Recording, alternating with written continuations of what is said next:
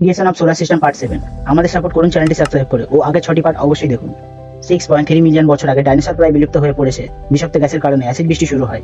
আবার পৃথিবী আইস এজে চলে যায়, কিন্তু এইবার আইস এজ লক্ষ বছর নয়, 80 থেকে 90,000 বছর চলে। যখন বরফ গলতে শুরু করে, মাটির মধ্যে থাকা প্রাণীগুলি বাইরে বেরোতে শুরু করে। আফ্রিকার মধ্যে থাকা বরফ গলতে শুরু করলে সেখানে সবুজ গাছপালা জন্মাতে শুরু করে, আর জমির ভিতরে থাকা প্রাণীগুলি বিকশিত হতে থাকে, বানরের রূপ নিতে থাকে। যেমন যেমন বরফ কমছিল, আফ্রিকা শুষ্ক হচ্ছিল।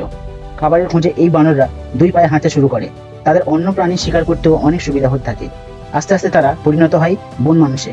খাবারের খোঁজে পৃথিবীর বিভিন্ন পথে যাত্রা শুরু করে, আর পরিবেশের সাথে তাদের রং রূপ বদলাতে শুরু করে। সময়ের সাথে সাথে তারা আদিবাসী হয়, আগুন থেকে অস্ত্রশস্ত্র আবিষ্কার করে।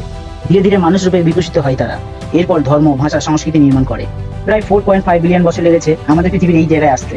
জমিনি জন্তু থেকে মানব রূপে আসতে কয়েক লক্ষ বছর লেগেছে আমাদের। কিন্তু শত বছরে আমরা পৃথিবীকে যে হারে উত্তপ্ত ও আবর্জনায় ভরিয়ে তুলেছি, বৈজ্ঞানিকদের মতে জলদি পৃথিবী পরিবর্তন হতে চলেছে।